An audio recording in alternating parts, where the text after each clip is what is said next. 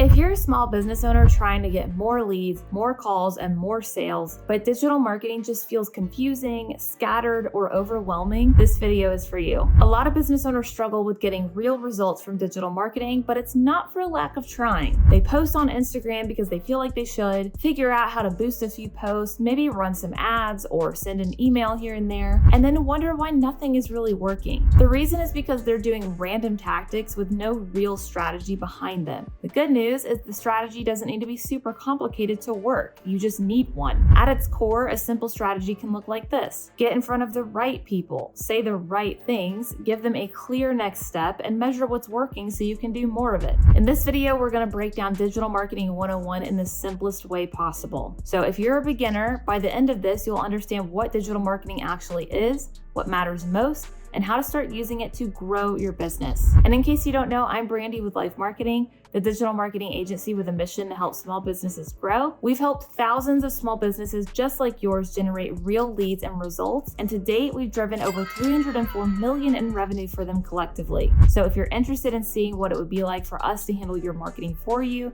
you can schedule a free, no pressure strategy call using the link below. Step 1, understanding what digital marketing is. Let's start here. Digital marketing is just marketing done online. That includes things like your website, Google search results and Google Ads, social media, email marketing, YouTube videos, and content you publish online. If someone finds you, learns about you, or buys from you through the internet, that's digital marketing. And the reason it matters so much is simple. That's where attention is. Your customers are already online. They're searching for solutions, comparing options, watching content, reading reviews, checking websites, and scrolling social media like crazy. So if your business is not showing up where people are already spending their time, you're losing opportunities before the sale even has a chance to happen. Step 2, define exactly who you want to reach. If you don't know exactly who you're trying to attract, your marketing gets vague fast, and vague marketing does not convert. A lot of small business owners say things like, "My customer is everyone. We work with anybody, anyone who needs our service." That sounds harmless, but it destroys your messaging because when you try to speak to everyone, you end up sounding relevant to no one. You need clarity on who your ideal customer actually is. So jot down the answers to these questions. Who is your ideal customer? What problem are they dealing with? What are they frustrated by? What do they want? What outcome are they trying to get? And what would make them finally take action? That matters way more than just age, gender, or location, because people buy when they feel understood. The more specific you are about your audience and your messaging, the more your messaging actually gets attention and generates leads. Which brings us to step 3.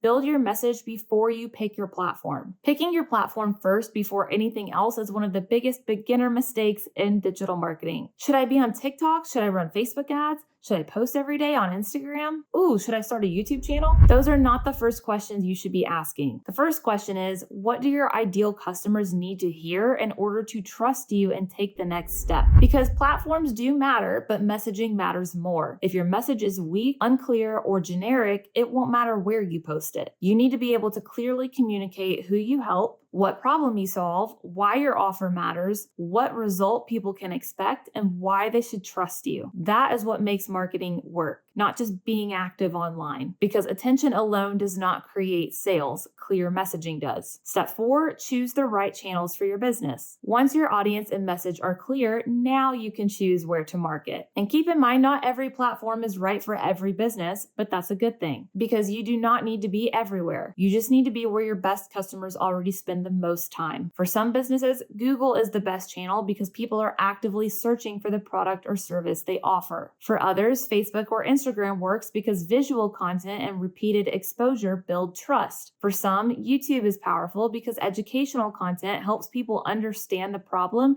and see your expertise. For others, email becomes one of the highest converting channels because it lets you follow up and stay top of mind. The point is, don't choose platforms based on just hype. Just because TikTok is the latest, hottest thing doesn't mean it makes sense for your business to focus your efforts there over other platforms. Choose your platforms based on where your audience pays attention and how they buy, because random channel selection leads to random results, and we don't want that. Step 5, understand the difference between organic and paid marketing. This is another thing beginners need to understand early. There are two main ways to get attention online: organic marketing and paid marketing. Organic marketing is unpaid or free to do. That includes things like posting social media posts, videos, emails, SEO content, which stands for search engine optimization content, which is just content that you publish on your website to help your website rank highly in the Google search results without ads. Blog posts also fall into that category. Overall, we're talking about organic reach on platforms. Paid marketing is when you spend money to get in front of people. That includes things like Google ads, Facebook ads, Instagram ads, YouTube ads, or any paid promotions on different platforms. Neither one is automatically better, they just do different jobs. Organic is great for building trust, authority, and consistency over time. Paid is great for speed,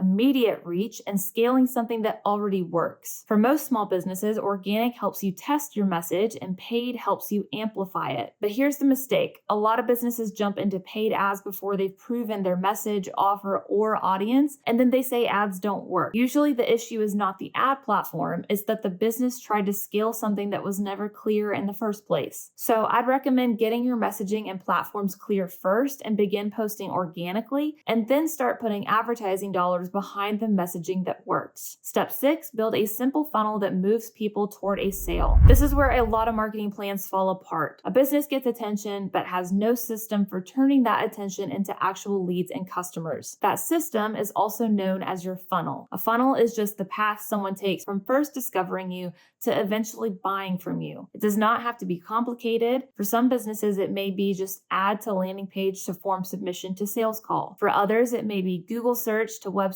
to phone call. For others, it may be social media video to website to product purchased. The exact funnel can change, but the principle stays the same. You need a clear path that moves people from attention to action. Because if all you do is post content without a next step, you'll get attention and no conversions. You need a system or a funnel that turns interest into leads and leads into sales. So if you need help getting started setting that up, I'll link our sales funnel for beginners video in the description below. Step 7, focus on strategy before tactics. When planning out your digital marketing game plan, strategy comes first and tactics come second. Strategy is the big picture plan. Tactics are the tools you use inside that plan. So strategy is who you want to reach, what do you want to say, what offer you're making, what channel you're using, what action you want people to take. Tactics are things like your headline, your hook, your ad creative, your call to action, your email subject line, or your posting frequency. And the reason so many beginners struggle is because they obsess over tactics before they have a strategy. They ask things like, what's the best time to post? How many hashtags should I use? What color should my button be? What's the best ad format? But if your audience is wrong, your message is weak, or your offer isn't compelling, none of those things will save you. So before you worry about little optimizations, make sure the foundation is right, because strong strategy makes tactics work better. Weak strategies make every tactic work less. Step 8, track what's working and improve it. One of the biggest advantages of digital marketing is that it's measurable. You can actually see what's happening and make adjustments in real time cheaply. You can see how many people clicked, how many leads came in, how much traffic you got, what app performed best, what email got opened, what page converted best, and where people dropped off. That is a massive advantage because instead of guessing, you can improve based on real data. Now, this is where people go wrong. They either ignore the numbers completely or they obsess over every tiny metric that doesn't matter. So keep it simple. Track the numbers tied to growth. Things like leads, sales, cost per lead, conversion rates, traffic sources, appointments booked, and revenue generated. Because the goal is not to become a full-time analyst. The goal is to understand what's producing results so you can do more of what works and fix or cut what doesn't. That's how digital marketing improves over time. Not through guessing, but through testing, measuring, and adjusting. Step 9, understand that trust drives conversions. A lot of beginners think digital marketing is just about getting attention. It's not. I mean, attention matters, but trust is what turns attention into sales. And this is why so many businesses get clicks, but not customers. People may see you, but they still don't trust you enough to buy. So part of your job as a business owner doing your own marketing is to reduce uncertainty. You do that with things like clear messaging, good reviews, testimonials, case studies, before and after results, educational content, a professional website, and consistent follow-up. Every piece of your marketing should answer the silent question in in the customer's mind, why should I trust you? Because statistically, people don't buy the first time they hear about you. They buy after enough trust has been built. So if your marketing gets attention but not sales, sometimes the issue is not visibility, it's credibility. Step 10, keep it simple and execute consistently. This is probably the most important advice for beginners. Do not overcomplicate your marketing strategy. You do not need 15 platforms. You do not need a massive team. You do not need perfect branding. You do not need to master every tactic at once. You do need a clear foundation. Know who you want to reach, know the problem that you want to solve. Create a message that speaks to that problem. Choose the right channel, build a simple funnel, track the results, and improve over time. That's how digital marketing works. The businesses that grow are usually not the ones doing the most complicated things. They're doing the basics consistently and well.